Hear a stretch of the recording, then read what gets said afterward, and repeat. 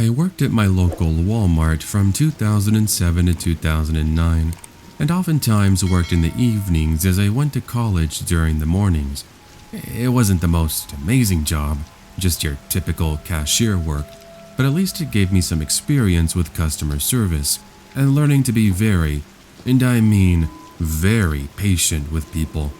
While 9 times out of 10 customers were kind and they went about their shopping like a normal human being, you had the ones who came into the store already in a mood. One wrong look and you set them off, which leads to a series of this and that and how we are the worst employees in the world and we should think about the customer. Gotta love those people. But here's the thing.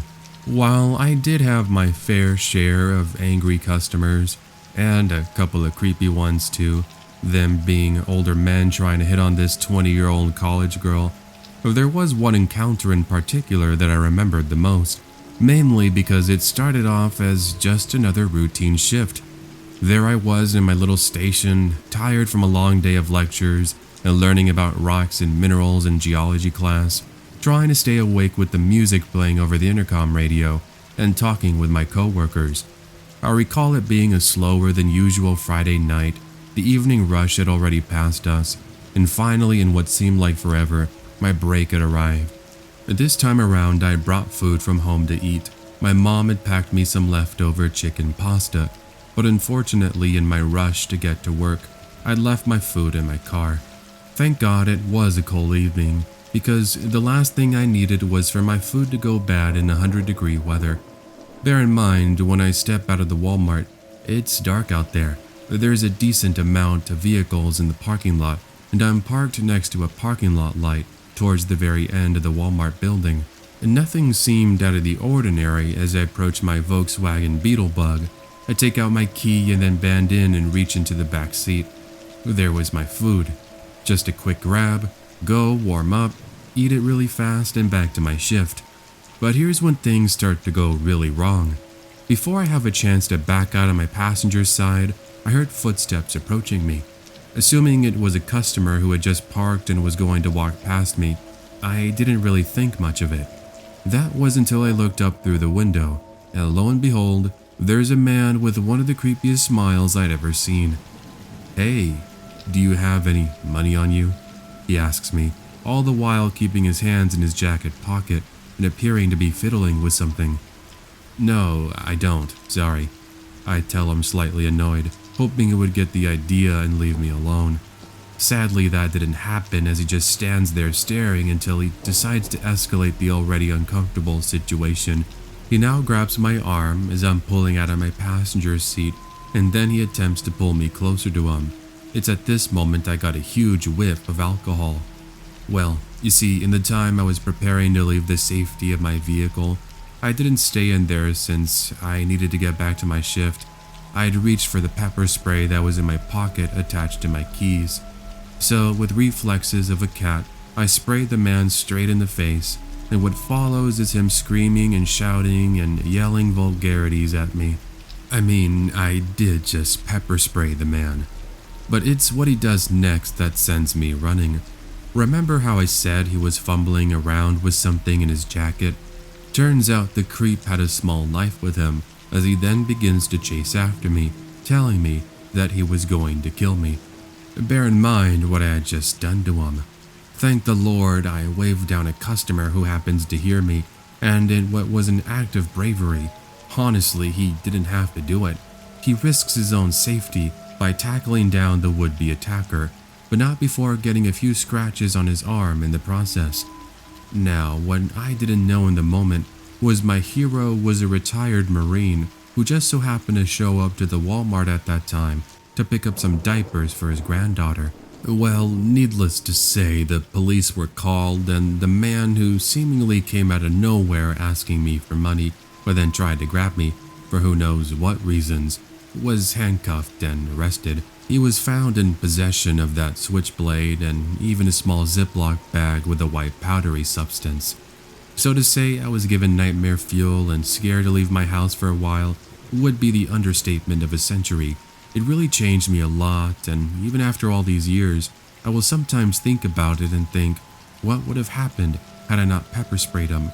Or what would have happened had it not been for that retired Marine? One can only imagine. But the good news is I've never had anything like this ever happen to me again. Hey everyone, a disclaimer for the following story. This story contains some very graphic and very violent details that some listeners may find disturbing.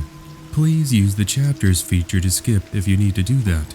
If not, and you're okay with it, then here is that story. The year was 2002. I was fresh out of high school with no real clear path on what I wanted to do for the future. Most of my friends went on to college, and some even studied out of country, but I was that one guy that just had enough of studies. My dad told me, it's either you're going to go to college by force, or you're going to find a job by force and pay rent. Well, I really didn't want to study and do more schooling, so I found myself working at my local Walmart, as now my dad would be charging me for rent, like I mentioned just right now. But yeah, he was pretty old-fashioned. Yeah, I got in it from my grandfather who served in World War II. Now, I know some people might think that the way he treated me once I turned 18 was kinda brutal, but it did help shape me up to become a responsible adult that didn't take any BS from anyone who tried to take advantage of me or my family. Anyway, back to the story. I ended up first by being the one who was pushing carts around in the parking lot, which, let me just tell you, is both boring and brutal, especially where I worked in the summertime, this taking place in Texas. Now I did make sure to drink plenty of water and wore my hat and long sleeves to protect my skin, and over time I started to get better and better at it. About a month into the job, I was working the night shift, and a couple of my co-workers and I told ourselves that we were going to get some food at one of the fast food joints after we all clocked off of our shift. It sounded like a great plan, so we did all we could to try and make the time go by as fast as we could, and once it was time, we exit the building and we start heading over to our cars.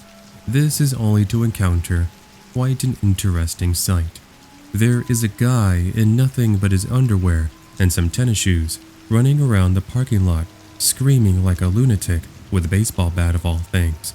My friends and I looked at each other and joked like the dumb teenagers we were, and I remember we said something along the lines of, "Man, I want what he's having." Well, we didn't realize in that moment just how serious of a situation we were about to find ourselves in. You see, while we laughed and joked about it in that moment, he started to target the cars and began smashing the windows and hoods of said cars. My friend went furious when he smashed his, and he now yelled at him, telling him to knock it off and that he was going to call the cops. Well, he had poked the wasp's nest, so to speak, because if he wasn't paying attention to any humans before, he was now. Crazy dude literally started a mad dash toward all of us who were standing there near the entrance of the Walmart like, what do we do now? Yeah, no kidding. We had to run, but we had a good 15 or so second head start of a distance between us. I was too scared to stay out there, so I go inside the store with my other co-workers, as eventually they too joined me, and we dialed for the police. Thump. Thump. Bad word here, bad word there. The crazy man demanded that we open the back door to the Walmart. Of course, it was locked, and the guy even smashes the small window on the door. Now he starts to say he was going to bludgeon us to death. We're all clearly freaking out as he starts making a bunch of strange sounds. They sounded unhuman-like, if that makes any sort of sense. I'm sure it doesn't. It was one of those things you would understand better if you were there with us. But basically, we're thinking to ourselves, where are the cops? Well, the guy did actually stop his tirade against us, but now we peek through the opening in the small window as he goes back into the parking lot and starts smashing more cars again while there's other people watching. Now, let me just go ahead and give a warning here, because what I'm about to describe is quite disturbing. Disturbing in the sense that it contains some very graphic details. Basically, we saw as the man started a chase after a family of 4, a mom, a dad, and their 2 young kids. We could hear the crazy guy saying that he was going to kill them for laughing at him, and the dad reached into a hidden holster underneath his shirt, and in self-defense, myself and one of my other co-workers, since the others had gone out to the front to get a better view, saw through the window opening as the man with the bat was shot dead. I still remember it was a total of 2 gunshots being fired, with one of the gunshots hitting the guy straight on in the temple. My friend and I now looked away as we began to see blood oozing out of him as we went over to a manager as we held back tears, trying to fight off the emotions of what we had just witnessed. I mean, it's not every day you see somebody get shot like that, especially get shot dead. Anyway, it was a whole entire scene, and we had to give statements and talk to the police, and I got counseling for a while after that, since I kept seeing the image of the guy getting shot in the head for weeks, and even months after that, in my dreams. I would eventually recover and move on from the incident, but to say it didn't affect me would be a huge understatement. Oh yes, and before I forget to mention it, I would overhear later on that the dad who protected his family was not charged for anything at all. Not that he should have been anyway, since, he was protecting them from a man who said out loud he was going to kill them and then ran after them with a metal baseball bat. Also, I would actually eventually go to college, and I graduated with a bachelor's degree in kinesiology. I also did some extra schooling after that, and since late 2010, I'm a physical therapy trainer who helps people recovering from surgeries as well as injuries. Hey Creepy Fox crew, a former Walmart employee here to share a scary story. From 2011 to 2014, I worked as an overnight stalker. Basically, just as the job title suggests, my main focus was making sure that myself and my fellow co-workers restocked shelves and inventory, and also ensure the store was ready for its usual business operations later that morning. While not dealing with customers was a major bonus, toward the end of my employment with Walmart, I really started to get burned out. So much so that I left. You see, my wife and I had our first baby at the time, and when she wasn't working, I would have to look after our child. Yes, I'd be pretty exhausted, but it was the only job in our small town that paid a decent amount. But the only reason I wanted to bring up any of that was because I wasn't expecting to deal with a life-changing, and might I add, traumatizing event that added to my urge to leave the company. So I do remember it being a weekend. It's approximately 4 in the morning, and my eyes are feeling really heavy. I made a quick cup of coffee in the break room, and I went outside for a few minutes to let the cold of the night shock me awake. We had just gotten a really big rainstorm at the time, so when I stepped outside, I wasn't surprised to see a lot of the parking lot was flooded. I stood underneath the cover of the back of the building, drinking my coffee and browsing my Facebook feed with a peace of mind. About 2 minutes into this, I began to hear water being moved around me and what sounds like footsteps nearby. I looked around, and at first I could just make out what looked to be like a dark figure in a hoodie. I was so tired that at first I assumed it was one of my co-workers, one in particular, who in this story we'll call Eddie, liked to play pranks with me and the others. One time he got yelled at by the team leader because he almost caused me to trip and hit my head on a display, but I would quickly realize this wasn't the case since he had the night off. The figure gets closer toward this lighted up area, and I'm able to make out more details. It's a homeless lady that I had seen before who walks around the parking lot during the daytime and asks people for change. I gave her a few dollars one time, but I stopped because a co-worker told me that she was using the money to buy drugs. Well, she got closer to me, and really just walked within arm's reach. She stopped in her tracks, looked right into my eyes, and straight up said, "Hey, you got any Coke on you?" I was already sure she wasn't talking about Coca-Cola, the soda drink, so I told her, No, and I took a few steps back.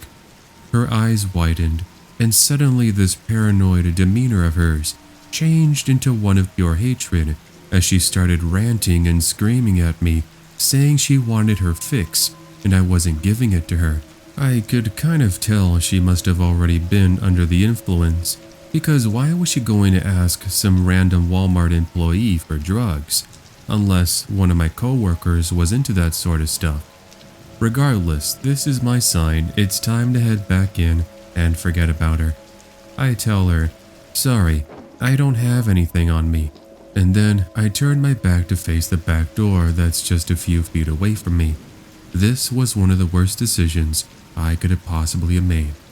I'm in the process of opening the door, and as I take one quick peek next to me, the lady had taken out a knife, and she was able to just graze my neck with the knife. I would start bleeding from the cut, but luckily the cut was not deep enough where I'd be gushing out blood or where she hit a major artery. Had she done that, I would have most likely bled out right there and then. Now, at this time, another coworker, Francine, was just walking over. She got a small glimpse of the lady as I shut the door on the crazy woman, but here's the thing. I had smashed her arm as she tried to get in, and the knife fell to the ground. Served her right. She would scream and retreat her arm, and we then proceed to call the cops to tell them about what happened as I applied pressure to my neck. Police officers arrived on scene around 7 minutes later, and they caught up with a lady who was running around the parking lot, now without her sweater and shirt off, just her bra, pants, and boots. This is what I was told by a coworker of mine. EMTs would check up on me, and I did go to the ER just to get checked up on, since I wasn't feeling good. This not feeling good would be because I'd suffered a panic attack.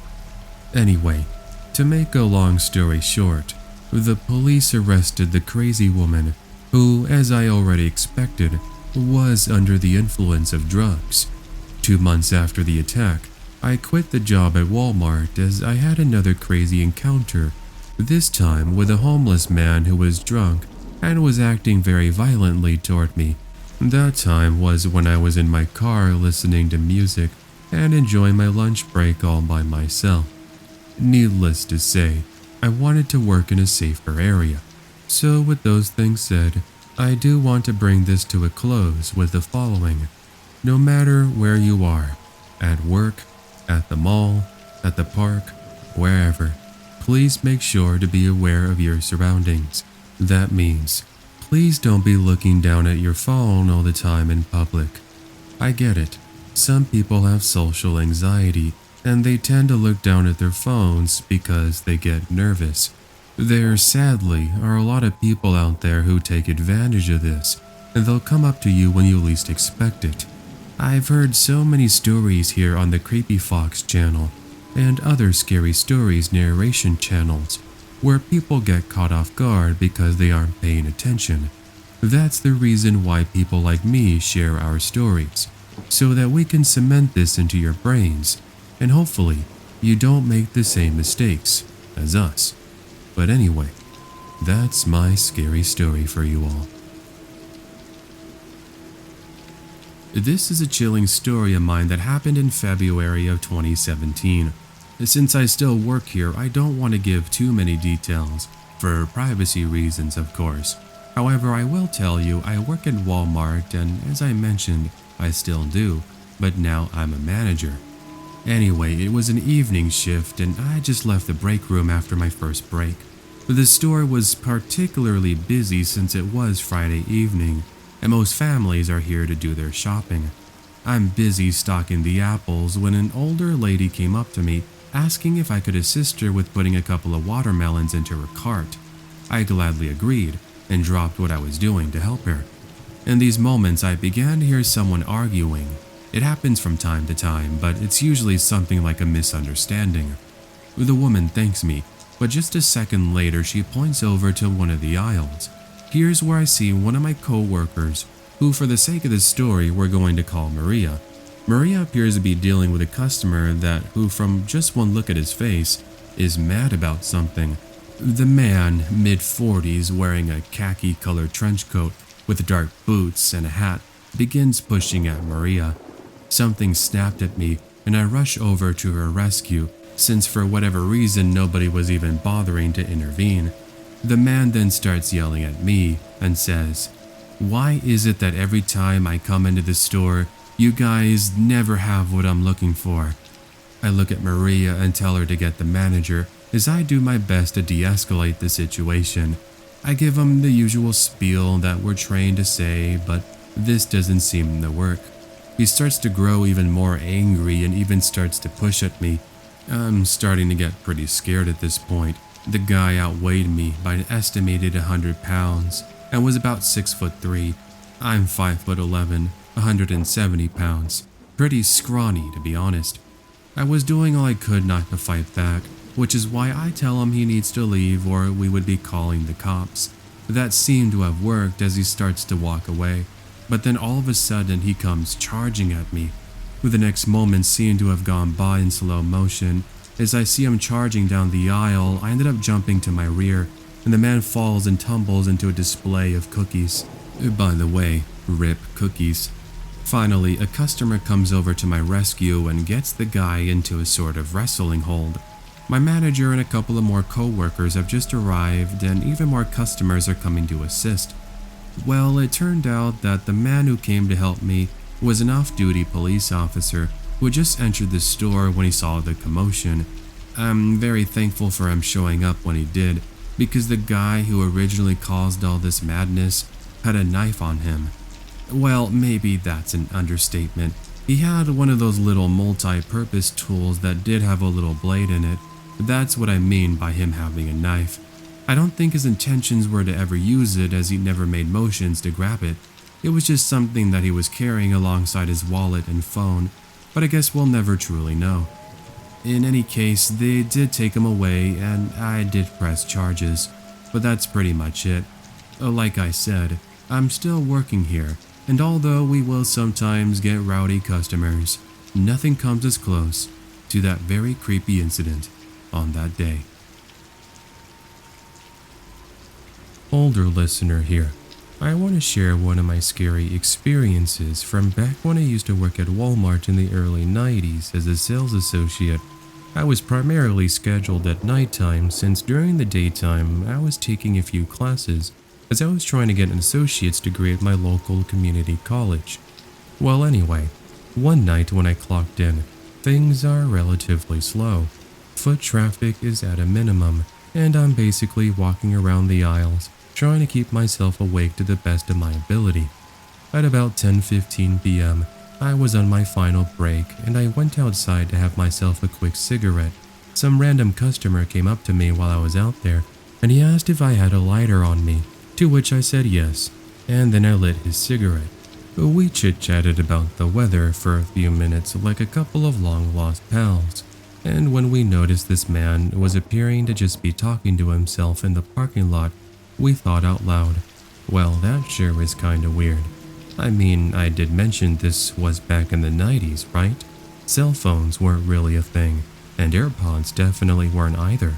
So anyway, we kept an eye on him as he soon walks closer to the Walmart and then disappears once he steps through the front doors. Guess you'll have to deal with him, am I right? The guy I just met, I remember jokingly saying to me as I tell him I need to get back to work. He says that he was here to get some diapers for his grandson, and he thanked me for the quick chat. Before going on his way, however, he said, "Remember, kid, chase your dreams, and if you fail, get back up and try again. Never give up." With that, we were both on our way. Now, as soon as I walk through the front doors of the Walmart, things just go from bad to worse. The guy who walked in there starts screaming and shouting at everyone in the Walmart, talking about how he was going to kill everyone there, that he was going to make the devil really happy, things like that. This was a pretty sketchy Walmart either way, so it didn't faze me as much as I walked past him and over to some co-workers. By the way, this is all taking place in less than a minute. When I took one last look at him, I saw he now had a revolver in his hand. He shot a couple of rounds into the ceiling, and then one at eye level too. that was followed by pure agonizing screams of terror and fear. Now, if it wasn't for what happened next, I think chances are this guy could have potentially gone on a killing spree. Remember the man from earlier in my story? The one who came over and asked for a cigarette and was here for the diapers?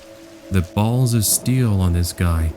While the crazy gunman had his back turned toward the entrance, that nice guy from outside literally pulled a Goldberg and speared the guy with a tackle to the floor, knocking the revolver out of the man's grasp. Mr. Balls of Steel, or I guess in this case, let's just call him Duke Nukem, as that's where I'm getting that reference from, then shouts and says, "Quick, somebody grab the gun." A couple of hefty men ran over as they secured the weapon and helped to subdue the crazed man. But of course, what about the bullets? Had somebody been struck? Well, indeed, someone had. A woman had been hit in the arm, and she was bleeding really badly. A first aid kit was brought over, while myself and some other good people helped to control the blood loss, as 911 was dialed to get cops and paramedics out to the area. The woman would be taken to the hospital, and the cops ended up taking the crazy guy away, but not without quite a bit of a struggle. Needless to say, we considered that Duke Nukem guy, yeah, we're still calling him that, a hero, and the cops praised him and everybody involved for their bravery during a time of need. I still remember I got no sleep at all that night, and the next day at work, my manager told me that she had heard that lady survived her injury. Thank God. I would actually get confirmation of this information, as she actually showed up to the store in order to give us a really nice card and thanked all the employees for coming to give her first aid. It was a huge honor. We made sure to give her a bunch of flowers too, and my manager gave her and the hero discounts anytime they came into the store. I would see Duke Nukem guy a few times after that, but then I never saw him again afterward. But if I can say this, I will say, I hope you continue to live a great life, my man. He was a bit older when I met him, so chances are he's since passed on. But I will say, I will never forget that random talk we had that night, and how you told me never to give up, and to always chase my dreams. This didn't take place at a Walmart in the United States, but it did take place at a Walmart in Mexico. It was November 2008, and we had just checked into the resort we would be staying at by the beachside for about a week. It's a huge family gathering, consisting of me, my mom and dad, uncle and aunt, and 5 other cousins. The oldest, Miguel, was the same age as me, 22. The others were in their teens, with the youngest being 11. When we checked in, and since I was going to sleep in the same room as Miguel, we went up to the room to unpack our things. Unfortunately for me, I had forgotten to pack a pair of swim trunks. I would have asked Miguel for a pair, but he's a bit more heavy-set than me, so the shorts would have kept falling. I told him, let's just go to the Walmart we saw when driving in, and that way we could also pick up some snacks, like chips and soda and whatnot, since you have to pay for the drinks and snacks in the little refrigerators in each of the rooms. So we met up in the lobby with the rest of the family about 30 minutes later, and we tell them we'd be heading over to Walmart. Let us know if you all need something, or you want us to pick something up for you, we tell them, as I make a list on a notepad from the room, and we get into my uncle's car. We drive for 15 minutes to get to the Walmart, and as we start shopping, it's about 5:30 p.m. It was very busy there, and as such, as my cousin went over to the food, I went over to the clothing section, and I was surprised to bump into an American tourist who, by the look in her eyes, looked extremely terrified. She was around the age of 8 or 9 years old, blonde hair, blue eyes. I asked her, "Hey, are you okay?" And before I could get anything else out, she started speaking to me in English as if we were long-lost best friends. I played along, and in our short conversation, a man walked over to us and he started speaking in broken English. "This is my niece. I was looking for her. Come on, little one. Your parents are waiting for you." The little girl jumped behind me and she told me that he was a bad man and that she was trying to find her dad, which she had lost. Now, before I continue here, yes, I know you're probably just as lost as I was in that moment. This American girl is lost inside a Walmart in a country she doesn't even seem to know the language of. And this guy, who looks in no way related to her, is pretending to be her uncle. I told the man to back off and he started getting defensive and cussing me out in Spanish. Now, I am half Mexican, half American, and while I take more to my mom's American side when it comes to looks, I understood exactly what this guy was saying, since, of course, I speak the language too. He basically said in anger that he was going to take her away to her boss if she didn't do as he said at that moment. I then said in my loudest Spanish, which I will write out for you here in English, "You better get out of my sight, or I'm going to show you what happens when I get mad." Now I realize that threatening, who by the looks of it might be a human trafficker, isn't a smart idea. All this adrenaline pumping in my veins was telling me to do it. Moments after that, I hear a man calling someone's name, that name being of the little girl. It was her dad. There is also a Walmart employee with him. This creep all of a sudden takes off and he disappears into the crowd of shoppers.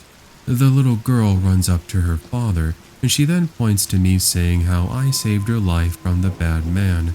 I told him it wasn't a problem and how I was happy the little girl was safe. And he then told his daughter not to run off again because he was so worried that something bad had happened to her. I spoke with the Walmart employee and I gave him a description of the man, and his face goes cold. This isn't the first time something like this happened. A month or so ago, a man with a similar description tried abducting some kids outside in the parking lot. This was told to me in Spanish, by the way, but I told the dad after the worker left. I'm not sure if he told his daughter or not, but if he did, I'm sure she learned a valuable lesson on why you shouldn't go running off inside a Walmart, especially in another country.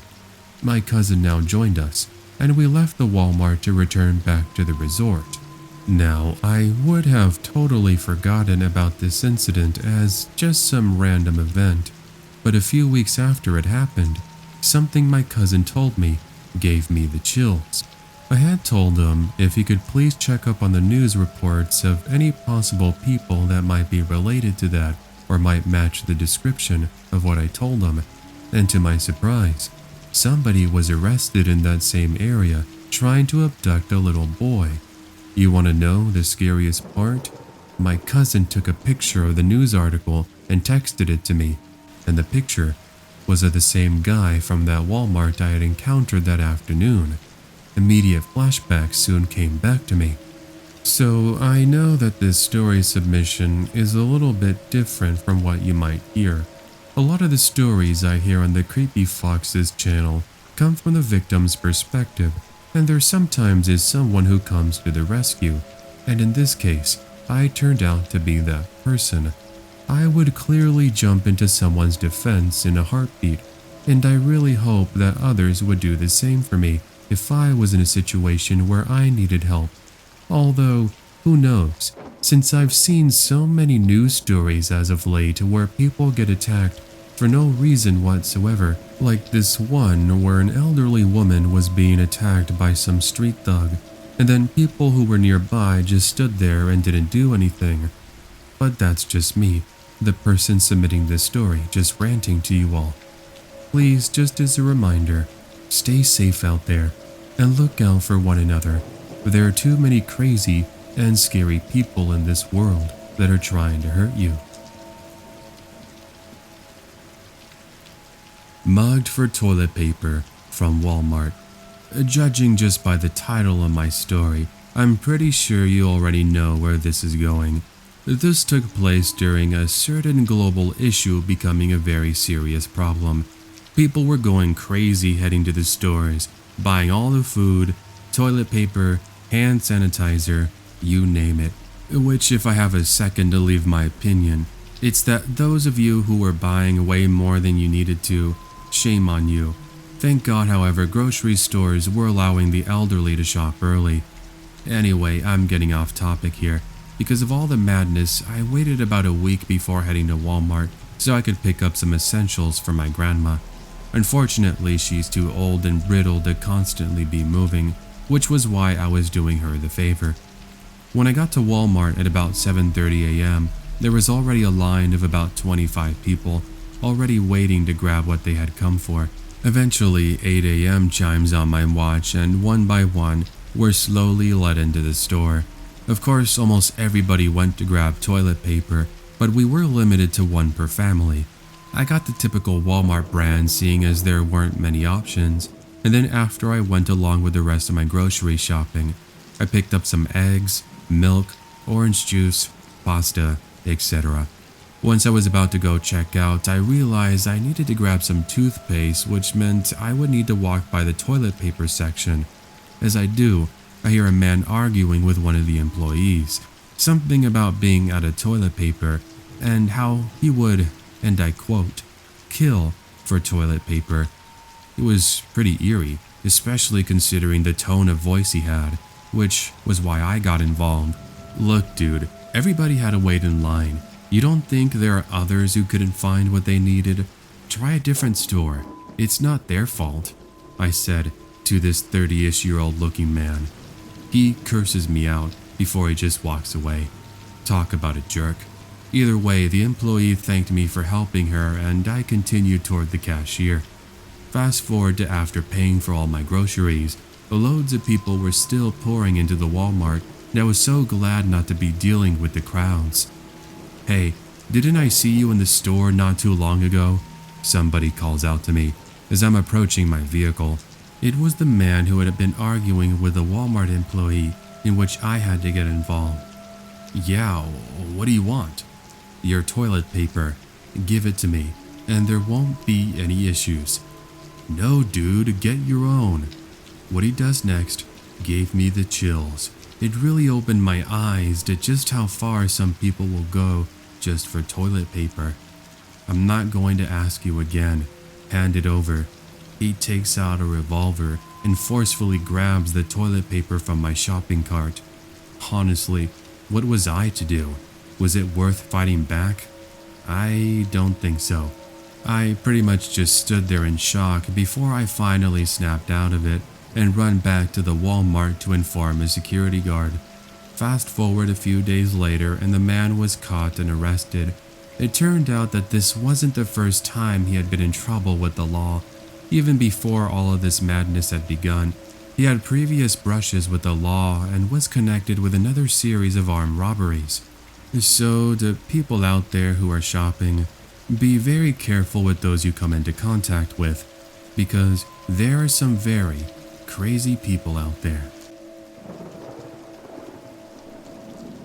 I was 27 years old when this happened. I'm 6'3", male, well-built and a clean muscular 250 pounds. For some quick history on me, I'm Brazilian and speak Portuguese, as my family is from, well, surprise, surprise, Brazil. I myself was born here in the United States though, and growing up I had to deal with some really mean bullies who would always make fun of me for how I looked and how I spoke. This carried on into my teenage years, but I did use it as inspiration to bulk up and get quite large. I mean that in a muscular sense, so nobody really messed with me, nor do they rarely now. Speaking of stories, I actually found your channel late last year after I listened to the video you put out on hospital stories. Those were some really scary ones, and man, what you went through on that night with the story that happened from your perspective, Creepy Fox, talk about intense. But yeah, here's a scary story of mine. This happened in 2005, and I had just finished working out at the gym, and almost as soon as I got into my car, my dad called me and asked if I could go pick up some extra sodas and maybe some beer for the party we were going to throw later that night for my mom's birthday. I said no problem and told him if there was anything else he could think of, just give me a call and I'll make sure to get it. The Walmart is literally in the same shopping center as the gym I go to, so instead of driving over, I just walked on over and went toward the sodas to grab the drinks he requested. I picked out some Dr. Peppers, our favorite, and a squirt too for my cousins since they were showing up, and they don't like Dr. Pepper. Anyway, it was now that my dad called me and started to ask if I could also pick up some chips. He himself wanted some hot Cheetos. Sure, I said, as I start to make my way toward them while on the phone, speaking in Portuguese by the way, since that's what he prefers speaking. Okay, Dad, seems they don't have any hot Cheetos. Think of what else you want. As he was deciding, I noticed a man who was in his mid-30s. Kinda reminded me of the typical Giga Chad you see in the memes on the internet today. He came over to me and then without warning he says, "Hey, I heard you. Get out of here with that Spanish. This is America. We speak English around here." Oh yeah, you should have heard what my dad said since he heard that loud and clear. In fact, this guy made it his mission to say it out loud so everybody around us could hear it. I educated this buffoon by telling him it wasn't Spanish I was speaking, but Portuguese, and that I myself love this country and live in it just like him, so please just leave me be. He gave me this huge rant as he continued to call me out on what I was saying and even started to push and shove me. I was really trying hard to practice self-control at this point as some bystanders came over to see what was up. I mean, imagine bullying somebody for the way they speak and they look. Well, you're probably asking yourself, what's so scary about this? Just sounds like a jerk with nothing else to do. Well, I wasn't scared at all at first, but that's until he decided he was going to attack me out of nowhere. And he didn't throw punches at me. He had a box cutter on him of all things, and he used it to slash at my arm.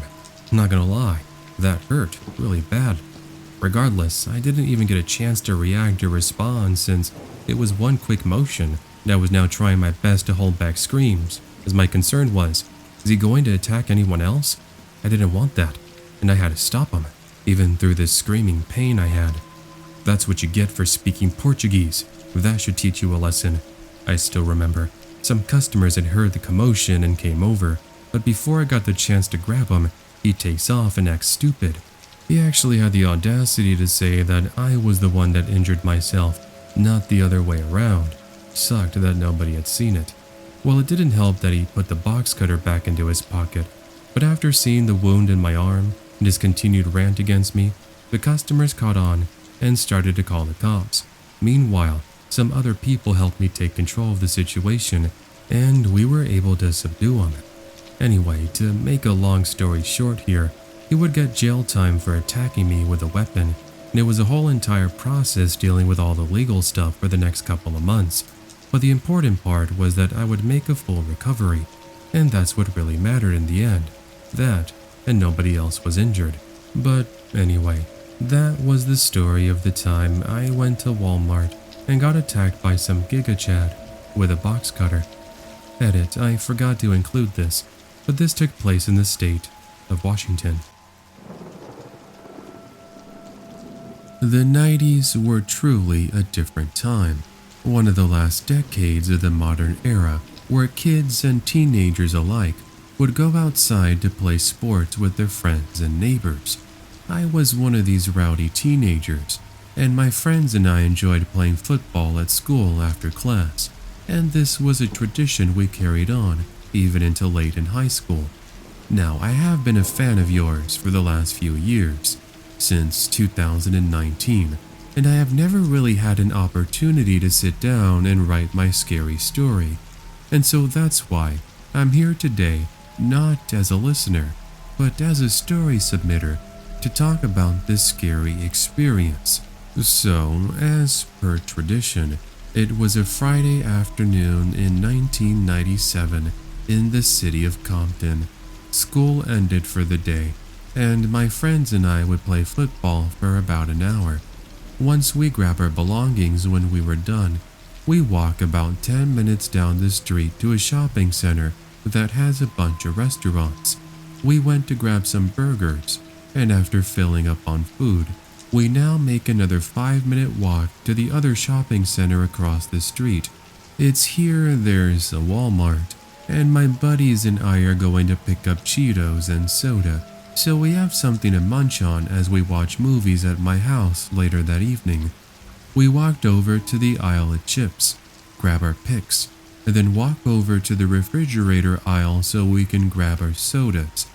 The thing is, before we turned the corner, as I haven't mentioned this yet, it's 6 of us by the way, we started to hear arguing. We didn't think too much of it, as other than just some random adults complaining about random things. When we finally turned the corner, there's 2 men who are pushing and shoving at each other. One was really hard to get details on because he was wearing a hoodie over his head, had sunglasses, and had a bandana covering the lower half of his face. He kinda reminded me of a stereotypical gang member.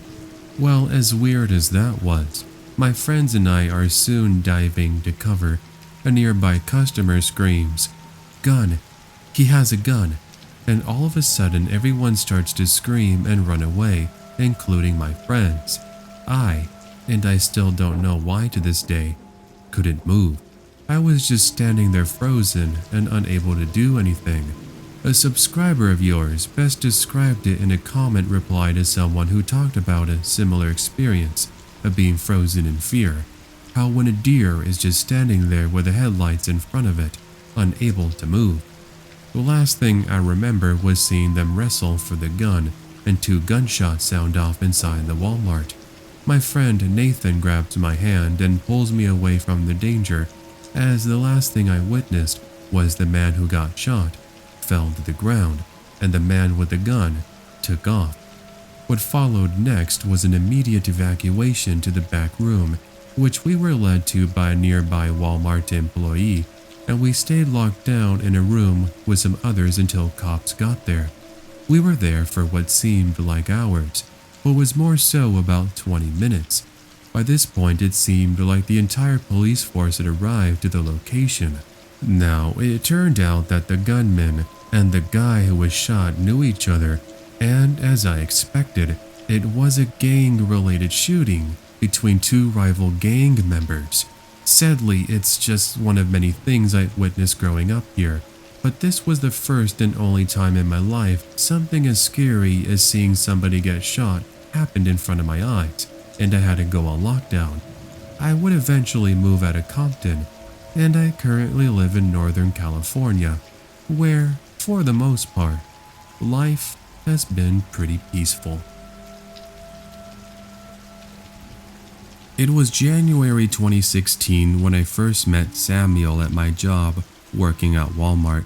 We were on break when it happened, and he complimented my phone case, which was of an anime I really loved. Safe to say that was all it took for us to hit it off, and after about a week, we started to hang out after work. We went out to dinner, went to the movie theater, and hung out at his house. After a month, we became official. So far, there wasn't really anything that indicated that Samuel was a bad person. After all, he was always doing everything for me, as I did the same back. It wasn't too long, however, before he began to spin me around his finger, as the saying goes. One time my friend Trish invited me to her birthday party, and naturally I brought along Samuel so she could meet him. At the party were a couple of my old friends from high school who I hadn't seen in many years. Naturally they were happy to see me and gave me hugs as well as compliments. Samuel didn't take this too lightly as he got into a fight with a few of them. At first it was just an argument, but it escalated to Samuel grabbing a wine bottle, smashing it, and then using the sharp end to go after my friend James. Luckily, a huge group of guys managed to interfere before things got too out of hand. My friend James did have to get some stitches though. Surprisingly, he didn't press charges. The next day, I had a serious talk with Samuel and told him that he couldn't just go around attacking my friends just because they gave me hugs. He apologized, blaming his insecurities, and promised it would never happen again. Safe to say, his anger and manipulative nature continued. He barred me from talking to other guys, even when I was working at Walmart, and even wanted me to show him who I was talking to anytime I was texting. I later found out he secretly installed an application which allowed him to see what was going on my phone. It's something I ended up bringing up when I later found it in one of my folders, one that I never checked. That was the breaking point for me. I quit Walmart and broke up with him, telling him to never contact me again. I'm sorry, but even I knew that was becoming a little too much. I didn't mention this yet, but along with what looked to be his constant obsessions, he would always call me the most terrible names you can possibly imagine, even when I was talking to customers. And the twist was he said that he was just joking. I'll tell you one thing, I sure wasn't laughing, and neither were the customers I was assisting. Enough with that bit. On to the day when my life would be forever changed. I was just arriving from school and happened to see a couple of police cars parked in my driveway. I also saw my mom and little sister talking to some of the officers on the front porch. Obviously, I was confused at what was taking place, so I park and walk over to check. My little sister comes crying over to me as one of the police officers soon explains what had taken place. My ex showed up to my house with a gun and broke in demanding to see me. I'm just so thankful he didn't do anything to my sister and my mother, but he did lock himself into my room. About 45 minutes later of back and forth, the police officers eventually got him to surrender. Talk about scary. The last I heard, Samuel had been spending time in jail for multiple charges, and we have since now moved away. Edit. For those wondering, I had a bunch of missed calls from my mother that night Samuel broke in, but I wasn't able to see them, since my phone battery had pretty much died on me. It was late after a day of work in 2018. Since I was working overtime, I decided to stop by Walmart because I was pretty tired and just wanted to pick up some quick food items and junk food for my weekend relaxation. At 11 p.m., there weren't that many people around, so I made for a quick grab and go, so to speak. But before I could even get back to my car and then get back to my apartment, something absolutely insane would happen that to this day gives me nightmares anytime I drive by that same Walmart. Anyway, just to let you know, since it was so late in the night, I parked right by the entrance, to the left to be more accurate, which has some lights from the store shining down on the cars. Now, I did see a homeless man that was smoking a cigarette when I got there originally, but when I finally left the Walmart and stepped out into the cold November rain, sorry for the bad pun, it was more like a sprinkle, I noticed the man was gone. Now, that might not seem like a really too much of an important detail right now, but as I'm slowly starting to make my way back to head home, I suddenly heard movement beside me. There was a small wall to my right, and on the other side there are all the shopping carts, where customers grab them to use them to go shopping. Well, it startled me enough to take a second to see what might have caused this sudden noise. Curiosity, I guess. And sure enough, it was that same homeless man from before. But something was different about him. I could see just enough of his face, thanks to the lights from the building above me, and his eyes were bloodshot. He has this really crazy look across his face, and it looks as if he's panicking, almost acting schizophrenic. This Walmart is in a pretty sketchy part of town, and being a short, petite female definitely wasn't doing me any sorts of favors, but I clenched onto my pepper spray, not keeping my eyes off of him the entire time, as he starts to catcall me and get closer. I now picked up my pace and get to my car, using the Bluetooth key to unlock it, but before I can even get a chance to close the door and start it up, the guy, I'm not even joking, jumps on top of the hood of my car and then starts punching at it like a madman. Naturally, I'm just there freaking out, making sure the doors are locked. Anger now took over, as fear is going away, and now I roll down the windows, just a tiny hair, so I can tell the guy to get off my vehicle or I was going to reverse and possibly get him hurt. It seemed like he didn't care about this, as he continued his random episode of craziness. Well, by this point I said screw it, and slowly I start to put the car into reverse, since there was no one else out here to help me, and wow, what a change. As he is losing his balance, he snaps his attention directly at me, looks into my eyes, and I can still clear as day or night in this case. Remember, as he said, "I'm going to kill you." He now finally lost his balance and fell straight on his behind, not even being fazed by that thing. But by the time he starts to get up, I'm already driving away from him. I, however, didn't want to just let him try to go after somebody else, so I was enough of a safe distance where I called 911 and told them there was a man acting violently who tried to come after me. The lady on the phone told me to leave the area and let the cops handle it all, but me being me, I stuck around to see what would happen next. I saw as cops would get to the Walmart no more than 10 minutes later, and the guy was actually still walking around the parking lot, screaming and throwing a temper tantrum. Long story short, they were able to taser him, and I see them handcuff him as there were a few people who were watching from a distance as well. I left shortly after that, since by now I was really exhausted, so I'm not sure whatever happened to that guy. There was that one story about the guy on bath salts who ate that guy's face, and I do wonder if maybe this could have been something similar. If not, he had to have been on some sort of other hallucinogenic that caused a change in his brain to suddenly act violently the way he did, since before when I saw him, he seemed pretty normal to me. My word of advice, if possible, avoid going to Walmart at night, or maybe don't go at all, but that's just me. I worked a part-time job as a Walmart greeter in the late 2000s, all the way into the early 2010s, as a way to make some extra cash on the side. Anyone who has worked at Walmart, or works there today, can vouch for me when I say that things can get very sketchy. In my time working for Walmart, I dealt with a lot of rowdy guests, and one incident in particular is why I even wanted to share this with you all. I have many more examples of scary things that happened to me there, but this one was probably the most wild one. So it's a weekday. Things are very quiet, and I remember I was helping answer some questions for an elderly woman who was looking to buy her grandson a Nintendo Wii. This was during that time when it was still extremely difficult to get your hands on a Nintendo Wii.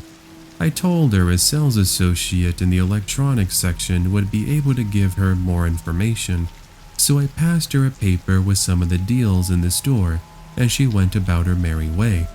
Almost as soon as I turned my attention back toward the front entrance, I noticed just outside the front doors, there was a sketchy-looking man who was pacing back and forth. I hadn't noticed him since the way I was standing to talk to the old lady was me standing sideways toward the door. Every time he got close to the automatic doors and they opened, I could hear him yelling random gibberish. A woman and her child who entered the store said that they saw the man just a few minutes ago trying to break into somebody's car and asked if I could call the police for them, since she said she didn't have her cell phone at the time. I did start to get a bit weirded out by him, and I told her not to worry, I would take care of it.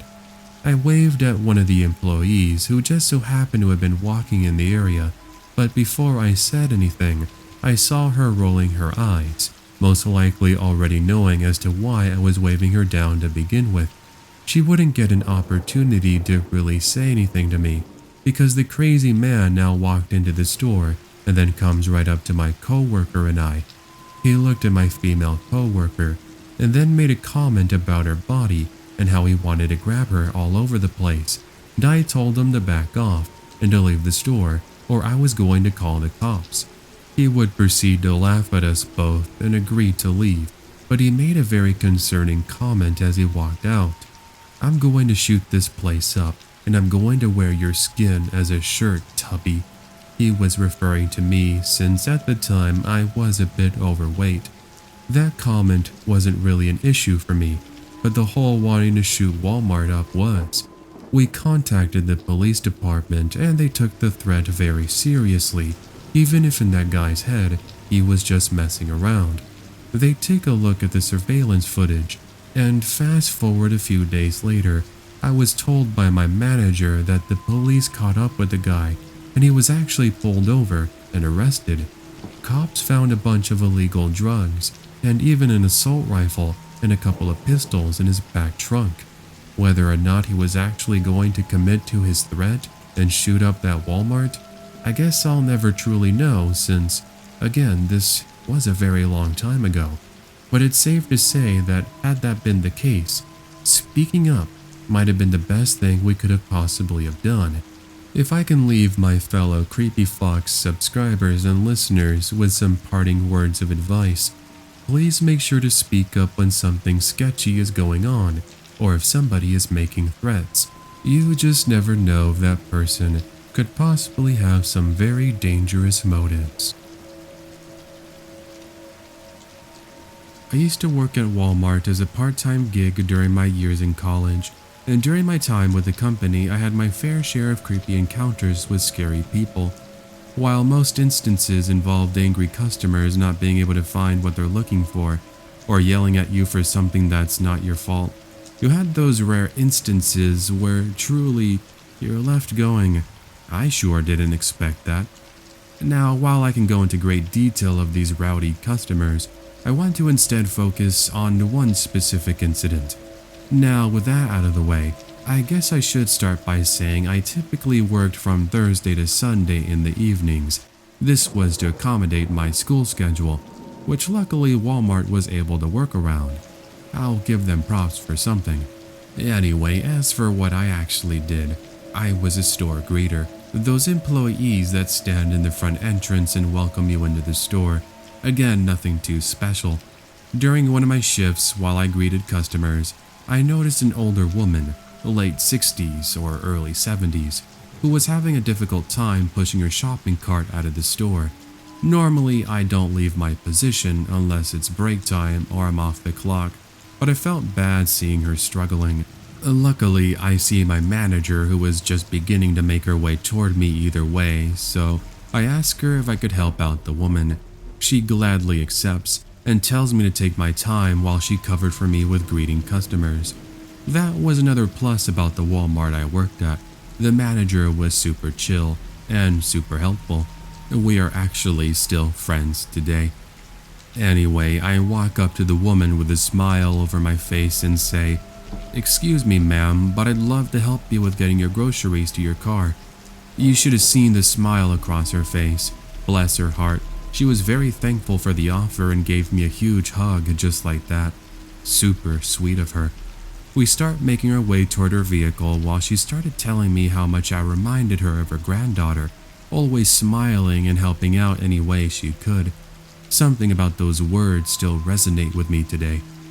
Once we're at the vehicle, she opens the trunk and I start putting in the groceries.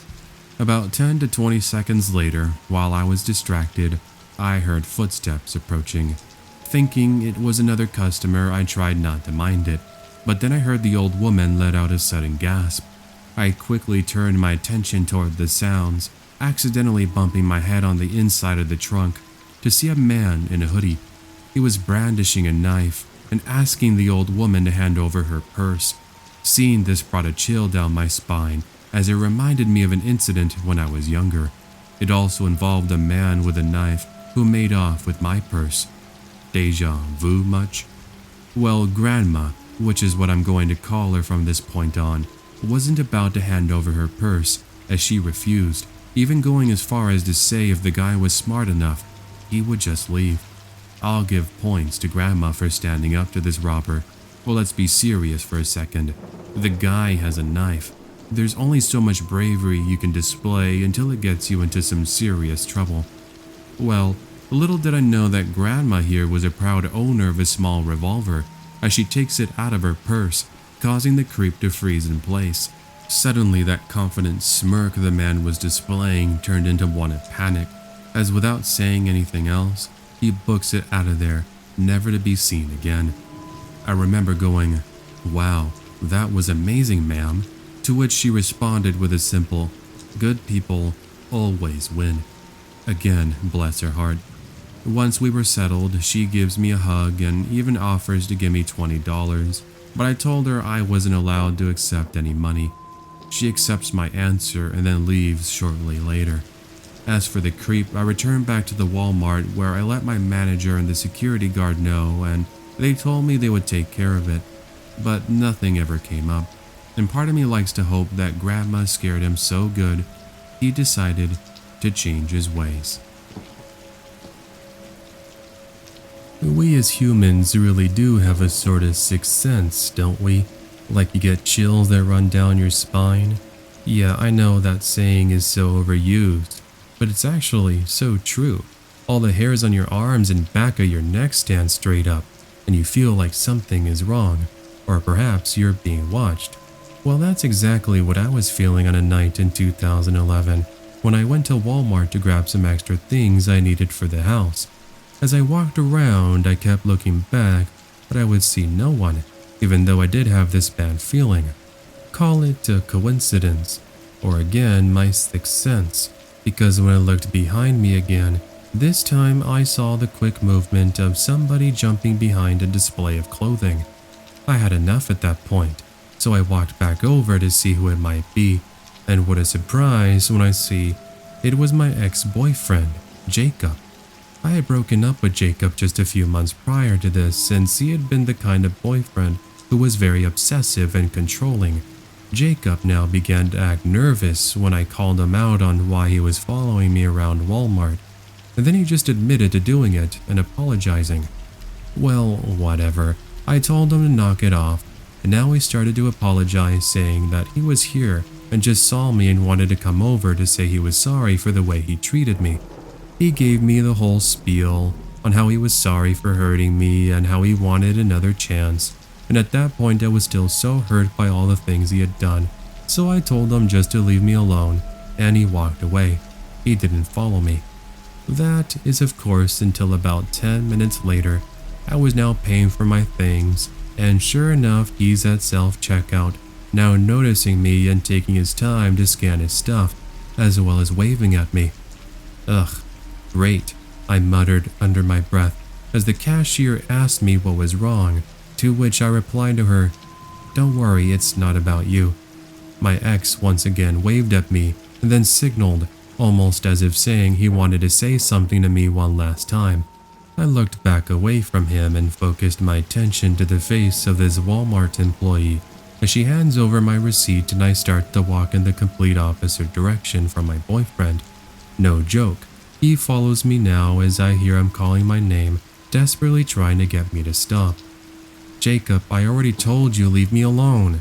At this point, we're in the parking lot quite a distance away from everybody else, but it's what he does next that sends chills down my spine and puts me into a panic frenzy.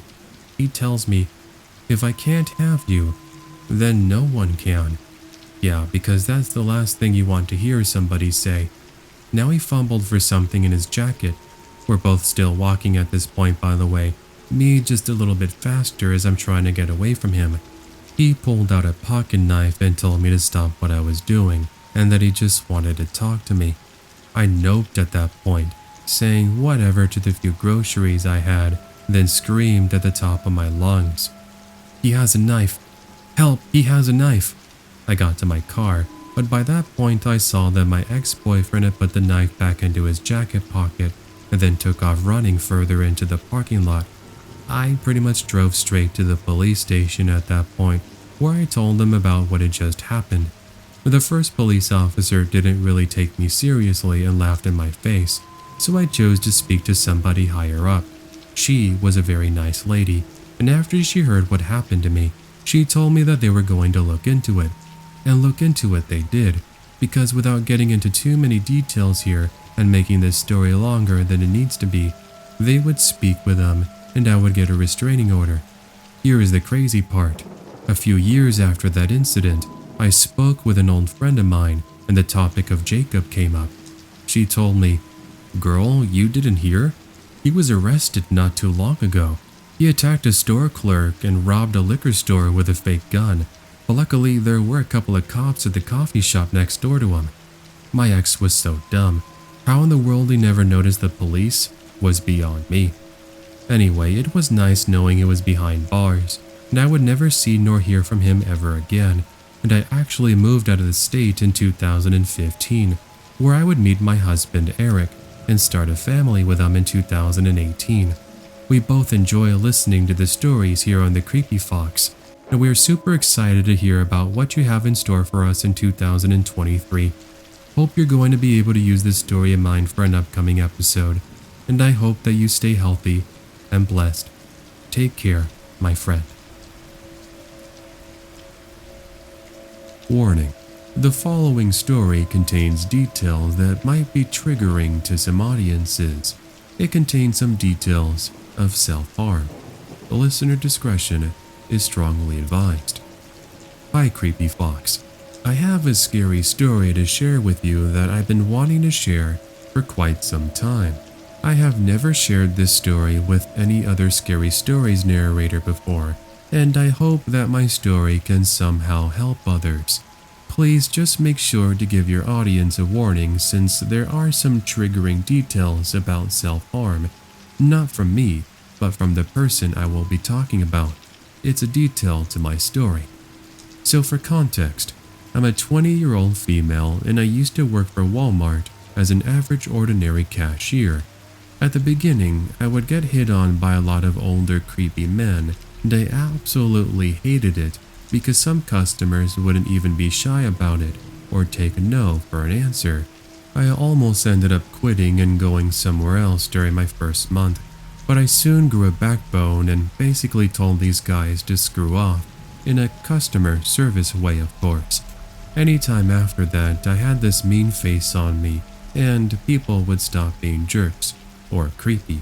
With that said, what I would soon deal with didn't come from an actual customer, as most of that was just mild, but a fellow co-worker. We will call him Blake. Blake started working there around 3 months of my employment, and I took him under my wing, so to speak, as he was a pretty shy guy, and he had trouble working the cash register. Over time, he started to open up, and he would always be sticking around me. One day in the break room, Blake came up to me and just straight up told me without any sort of hesitation that he really liked me and that he wanted to know if he could take me out on a date. I heard what he had to say, but very respectfully, I told him I wasn't interested in dating right now and I just wanted to be friends. It wasn't even a case that I had a boyfriend at the time. I was just in a phase of my life where I was looking more to focus on myself, and I didn't want to be in any sort of relationship. Blake was embarrassed, but I told him it's all good and I don't mind being his friend. He agreed, and at first things were relatively normal. Blake would say hi to me, but I would notice that he wasn't really trying to make much conversation. I could understand where he was coming from, since another coworker told me he still had a crush on me. Well, okay, so far you're probably asking yourself that there isn't really anything scary about this, and you'd be correct in thinking that. But soon, things were going to take a very drastic turn. One afternoon, I showed up to work, and I noticed Blake was not there. He was supposed to be working that day, but I just assumed that he was sick. Blake would later text me and started going on a rant about how I should give him a chance and that he would be a great boyfriend, etc., etc. I reminded him that I'm not interested in any sort of relationship, and he went silent for about 10 minutes. Then he sent me some photos.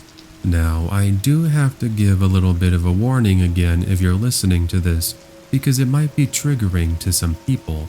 I'll give you a few seconds to turn down the volume. Okay, ready? He had sent me pictures of what appeared to be like fresh cuts on his arms, and he said that I was the one responsible for him feeling that way and that he cut himself. He was so sad and lonely, and then he put the blame on me that I was leading him on and that I should be ashamed of myself. But in no way, shape, or form was I ever doing that, and I always made it clear I was never interested in any sort of relationship.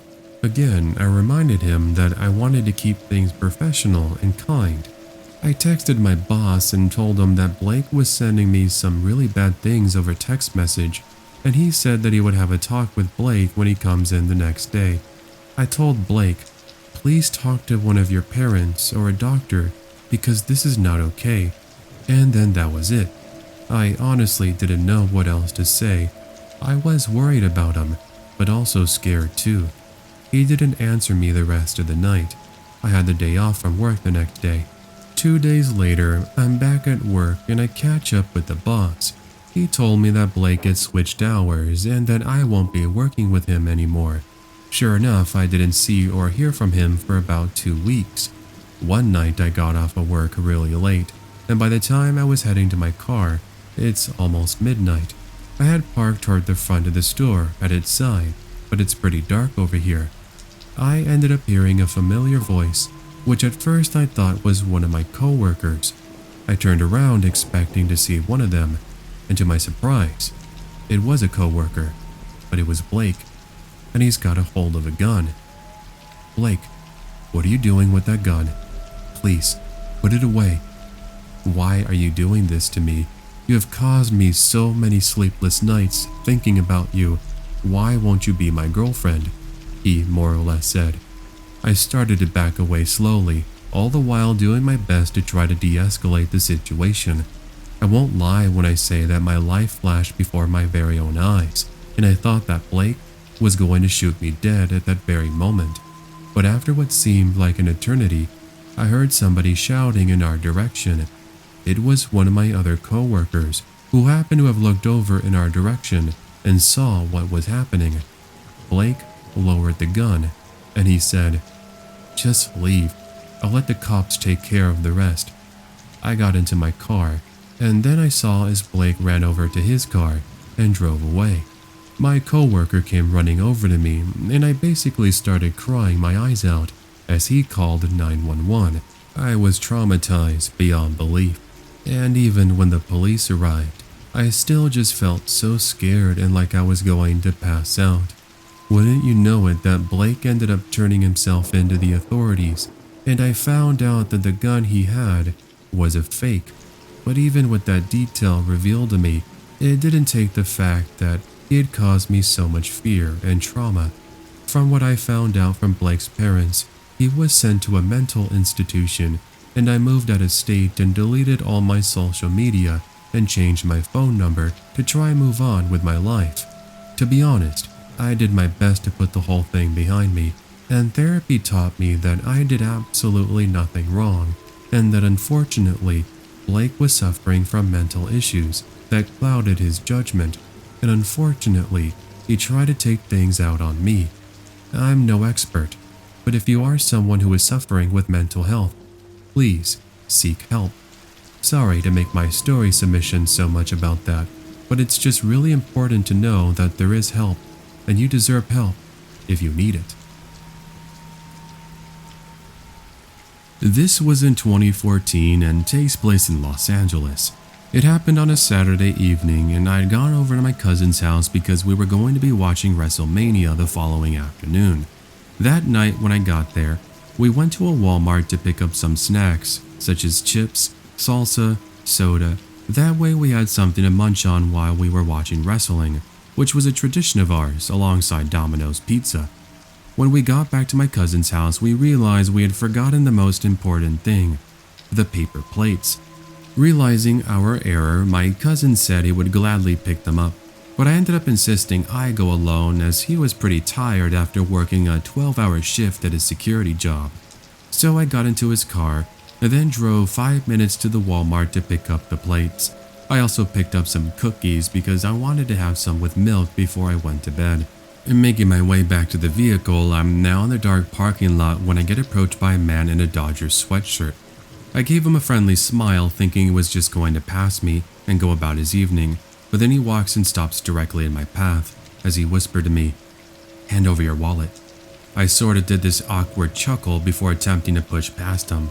He again steps in front of me, and with an even more firm voice demands I give him my wallet. This time I'd seen he had his hands in his pockets and he was in the process of pulling something out. I don't know what happened next, but something in me said, "Get out of this situation fast."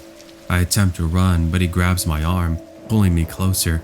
I was on the verge of a panic attack and I'm sweating profusely when indeed he flashes a knife in front of my face, and that's when I did something I truly believe saved me. I kicked him right in the balls, and then he lets go of my arm before stumbling back, falling into some shopping carts. I booked it back toward the Walmart where he now follows me in, but after he sees all the people staring at him, he turns the other way and runs back outside. Thank God that with a proper description that I got, along with good Samaritans that happened to see what was happening, we were able to give a proper description to police officers. But luckily he was soon caught and arrested, and now although that was one less bad guy off the streets, it didn't stop me from having nightmares for the following months, which if I could add on to my story, that's not something you really want. This was back in the early 2000s when Pokemon was a huge craze. I mean, it still is today, just that it was more in its peak back then, in my personal opinion. By the way, it's sad to see what's happening with Pokemon, now with Ash Ketchum leaving the show and all, but hey, I guess that's just how things are. Thanks for all the memories, kid. So, as such, when I was a kid back in those days, my mom would always take me to the store to get a brand new toy when she got my report card. That's what was such an influence on ensuring I studied and worked hard. Well, I remember this night in particular after showing her my report card. My birthday was the following day, so as a pre-celebration of sorts, my mom took me to Chuck E. Cheese for a couple of hours. I ate a lot of pizza and played plenty of games, but I knew that I was more excited for going to the Walmart next door. You see, while my mom did say she had some gifts for me the following day on my actual birthday, she said I was allowed to pick up one Pokemon toy that I wanted, as again, a pre-celebration to my birthday. Also, I guess because of the report card with the good grades. When we walked into the aisle of Pokemon toys, there were plenty of parents there, including, of all people, my teacher, Miss Velasquez. She immediately recognized my mom and I, since my mom and her are good friends from college, and they start to hit it off talking about how I was a good kid and how she was proud of all the hard work I had done. Me being the impatient kid I was, I made my greetings quick and grabbed the Charizard figure I'd come for, and then pass it on to my mom so she could grab a hold of it. Miss Velasquez and my mother talked for what seemed like an eternity, and while they're talking, I told my mom I wanted to go to the aisle next to us to see if maybe they had some more Pokemon toys there. Both Miss Velasquez and my mom were half paying attention, so I go anyway, telling myself, well, it's only going to be for a few seconds, not a problem. Turned out I was about to get myself into a whole lot of problems. Unlike the previous aisle, this one was empty, and I could see why, as it was the one with the Barbies. Not a fan myself, so I went over to the next one. Hot Wheels, Matchbox, and Power Rangers. I also like Power Rangers, not as much as Pokemon, but enough to get interested, to get lost at the cool designs of the Power Rangers and the Zords. I was looking at them, not paying attention to my surroundings, and all of a sudden a middle-aged man walks up to me. Nothing about him seems suspicious, and at first I think he's an employee. You like Power Rangers? I looked up and he's clean cut, and he's got a friendly smile across his face. Yeah, I do. They're pretty cool. Isn't that swell? I'm a manager here. We got a whole lot of exclusive Power Rangers stuff in the truck behind the Walmart. You want to come see? Yes, I can already hear all of you out there writing this out and saying these are some serious alarm bells.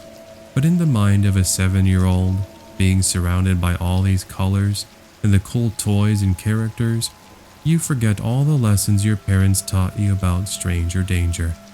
I believed him, and he takes my hand, and we begin to walk out of the aisle as he keeps talking to me about Power Rangers. Daniel, where are you going? I ended up turning back, and I see my mom, and I tell her, Mom, he's going to show me all the new Power Rangers toys they have in the back. Want to come? Suddenly he lets go of my hand, and he takes off running. I was confused in that moment. Did that mean I was no longer seeing the cool new exclusive Power Rangers toys? Well, yeah, I think you all know what was up. The guy was no manager, and I got scolded really bad by my mom, but she later cried, to which I was confused. Anyway, here is the super scary part about this. that my mom told me all these years later. You see, the topic of elementary school came up when I went to visit her with my kids, and I joked about that one time I followed that fake manager in Walmart. My mother told me the following: I never told you this when you were younger because 1. You probably wouldn't have understood, and 2. I didn't want to alarm you. But you see, that guy was actually arrested because he tried abducting kids. Not only that, but the cops found inappropriate pictures and belongings from them. Now, pardon me here. I know the creepy fox has to deal with a lot of BS with the YouTube censors and community guidelines, even though he's just telling my story and he's not promoting anything bad. So pardon the vagueness of my wording here, but those pictures, well, I think you can put 2 and 2 together. Basically the letter C and then the letter P. Those were the pictures the cops found in his home. Yeah, it really freaked me out even as an adult, but I see why my mom never told me and brought it up. Anyway, I would use stranger danger and all the lessons that come with it in order to teach my kids about the creeps out there in the world. And luckily, they have no issues, probably because I've scared any weirdos out there away. I worked as a security guard from 2014 to 2016 at everybody's favorite discount store. It was my first ever job working in retail, and it was pretty interesting to say the least. Petty crimes like shoplifters were always my favorite to deal with because they knew they were caught red-handed, but they'd always come up with the most lame excuses. My personal favorites include, "I thought these were free samples," or "Can't you just let this slide just this once?" Maybe if it were like a candy bar or whatever. I mean, I think they can go without a bar of Twix. But jewelry? Come on. Well, okay, maybe cheap jewelry. And yes, before you begin, I understand that jewelry isn't exactly the most fancy, but they're the ones that are more expensive that we sell here. But okay, enough diddle-daddling around. Let's go on to my scary experience. It was a random Friday night, which was our busiest day, and I was in the break room enjoying the Subway sandwich I purchased just earlier before my shift. As I chowed down on my bacon ranch melt, an employee walks into the break room looking like she was in a panic. "Hey, are you okay? What's up?" "There's some guests fighting. I know you're on break, but could you help us out?" I mean, that's what I was being paid for, right? Not only for preventing shoplifters, but ensuring everybody was civil. I sighed in disappointment knowing my sandwich would once again get cold, as I now licked the ranch off my fingers and head toward where the situation was taking place. Thinking I would have to break up a fight between mothers arguing over their last pair of shoes, I'm surprised to see it's 2 adult males. These dudes were huge. If I was the NFL commissioner, I would have instantly have signed them on to a huge contract. Unfortunately, this meant that if I would have to get involved, I was at a disadvantage. Now, I'm not that short. I'm 6 foot and weigh around 220 pounds, but these dudes were easily 6'3" to 6'5", 240 to 260 pounds. Anyway, I tried to ask what it was they were arguing about, but they ignored me and started duking it out. By now, one of the employees was on the phone with the police, and I started to advise people to stay back. That would be the least of our concerns. The guy who was clearly winning decided, which to this very day frightens me. He took out a pistol and then starts waving it at the guy and the rest of the crowd. They surely didn't pay me enough for that. He basically curses out the man who was on the ground, saying he'll settle this another day and how he had gotten off lucky. One of the women who had been begging the man to stop, who by now I'm guessing was the wife, walks off with the armed man. At that point, my number one concern was ensuring the safety of those in the store and the man who had basically gotten his behind handed over to him. Once EMTs and officers arrived, they took our statements and they made sure to check up on everyone. A week or so later, we learned more information. Apparently, the man and wife duo, which had been confirmed to us, had seen this man who turned out to be the wife's ex. They got into an argument and then in a fight, and so on and so forth. They pulled out a pistol, and you get the idea. From the last I heard, the dude with the gun got arrested. So that was my incident that all my friends always ask me to share. If you're listening, friends, I hope you enjoyed hearing it again through the voice of the creepy fox.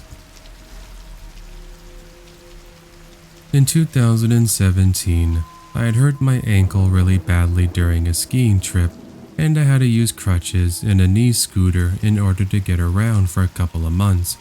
It was annoying, but I eventually got used to it, and by the time I was fully healed, I appreciated life even more. I mean, look at you, creepy fox.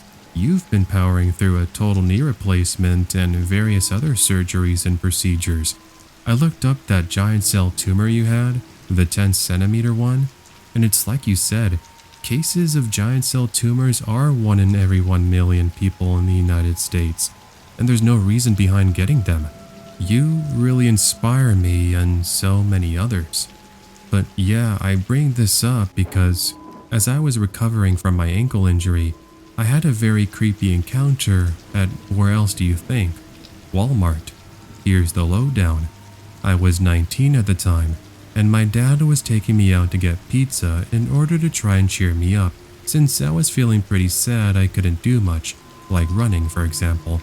At first he wanted to go to Walmart since my mom had asked we go to pick up some things. She wasn't home at the time since she was working that day, and my dad had the day off. So we're going down the walkways. My dad is telling me typical dad jokes, and we eventually get to where all the cookies are. Now, knowing my dad, he takes forever deciding what snackos he wants. So I told him I was going to go down 3 aisles to the right since I wanted to see if they had mac and cheese, my personal favorite. He could always grab it for me when he gets there. Well, as soon as I roll my way over to the aisle next door, there's some guy in his mid-40s who was picking his nose. Ugh, what a great sight to see. Not. Now, here's a quick description on him. He had a beer belly that was sticking out of his white stained t-shirt. He's balding, black bags underneath his eyes, as if he hadn't slept in days, and was around 5'6" and overweight. He immediately walked over to me and asked if I needed any sort of assistance with grabbing anything from the shelves. I told him I'm good and I was just looking around. The man did not take no for an answer and keeps on insisting that it's not a problem at all. He would be more than happy and delighted to help somebody out who looked just like his daughter. Weird thing for him to say that, but thanks, I guess. I don't know. Hey, I'll invite you to grab some dinner. Tell me, what do you want? And it's yours. No thank you, I'm good. You're really too kind, but I'm kinda busy here shopping with my dad. I thought now that I mentioned my dad, he's going to hear that and he'll back off. But no, he then asked if he could get a picture together with me so he could show that to his wife and daughter. At that point I knew this guy was going to give me trouble. I was about to scooter away, but he puts his hand on me and tries to lean in for a kiss. I turned back and socked him right in the eye and then scooted away screaming bloody murder. Now, luckily he didn't follow me, although he did curse at me in response. My dad was just turning the corner, and when I looked back, after hearing footsteps running off, he was long gone. Long story short, I told my dad about him being weird and how he was trying to kiss me, and man, my dad lost it there. Without any sort of hesitation, he took off running after the creep, telling a couple with some kids that were next to us, who just so happened to have walked into the aisle, to keep an eye on me. And my dad relayed to me that unfortunately, he wasn't able to find him, but he says that had he doesn't know what he would have done to him. So maybe it turned out for the better, since my dad has always been very protective of me, probably because I'm the only child. Anyway, that was pretty much the end of my story. Now, I know some people out there are going to scoff this story of mine off and say, man, this isn't the scariest story in the world. But just put yourself in my shoes for a second and think of yourself with an injury. I mean, what else was I supposed to do? So that's my story submission of the creep who said I looked just like his daughter, and then of all things, tried to kiss me, but got socked right in the eye by yours truly. Hey there, creepy fox. To be honest, I've been away from your channel for quite a while, I got busy with our first baby, but I've had more time to come back and enjoy the great videos you've been putting out. They've helped me so much with relaxing at night, just like they have in the past. As such, I did see you were having a hard time getting subscribers to send scary stories in. A shame, since I do enjoy hearing stories I've never heard before that aren't repeats from Reddit. But I totally understand if you might have to do that someday. Point being, I'm here to contribute to one of my scary stories so you can share it with your subscribers, and hopefully it helps you with a video with no repeats. So anyway, this was during the time I used to work the night shift at my local Walmart. I no longer live in that same town, but it was pretty safe, nothing too crazy, and I think that's what I really liked most about it. Sometimes there were weirdos at Walmart, but it wasn't anything we couldn't handle. Except this one time when all the previous crazies got outbeaten. I was working the night shift and I was helping train one of the new employees. Her name was Natalie. She was just a few years younger than me, and she was using this part-time job to help her pay some bills for college. I was helping out an elderly woman at that moment with questions, and Natalie is in my view helping out somebody else. As I'm talking with this elderly woman, a middle-aged man approached Natalie, who looked to be acting really strange. I let her handle it, and it's as I'm finishing up with assisting this older lady, I heard that weird guy who came up to Natalie curse at her, and then tried to grab her. I immediately ran over and told the man to knock that off, and that behavior was inappropriate. It was now I get the smell of alcohol enter my nostrils, and things are beginning to make a lot more sense now. This guy is drunk. Well, he told me basically to F off, and now starts to threaten me, saying I can't tell him what he can and can't do. Basic drunk talk. Again, I remind him that if he's going to act this way, I'm going to have to ask him to leave the store, and that's what ended up causing him to do what he did next. You see, as some other employees came over, one of them went to get security. Without any kind of warning, he reaches out to me and begins to choke me at full force. Life was going into slow motion, and what seemed like an eternity was really only about 7 seconds. Luckily, some good Samaritans get the guy off of me and wrestle him to the ground as security comes to take over. The guy was detained as I was trying to catch my breath and trying to act cool, but deep down inside I was freaking out because of how close I was to losing consciousness. Regardless of myself, I was just happy and glad that Natalie and everybody else was okay. Long story short, I did press charges, and the guy was banned from that Walmart and all the Walmarts in the city, which served him right. But yeah, I never did see him again. So that was the last story for today's episode. If this was the first time you joined us, then do consider subscribing and hitting that notification bell. That way you'll be notified of all the future uploads coming here to the channel. Also, make sure to leave a like rating if you enjoyed it, and leave a comment telling me what you all thought. Also, if you yourself have a scary story that you'd like to share, then send it in with my user submissions email, which appears on screen on my videos, tcfnarrations@gmail.com.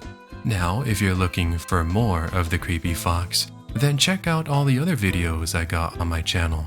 There's so much narration content that I'm sure you're going to enjoy. I've also got some exclusive Scary Stories narration episodes. If you'd like to listen to those, then for as little as $2 a month, you can become a Creepy Fox channel member and gain access to 10+ hours of extra additional content. I also got some cool merch which is featured down below. There's shirts, stickers, sweaters, coffee mugs, you name it. I got a lot of things that you might like, so check it out, see if you might find something on the Creepy Fox shop. Anyway, that is gonna go ahead and do it for today. Thank you so much everyone for watching today, and I'll go ahead and catch you all on the next episode. Until then, take care and have yourself an amazing day.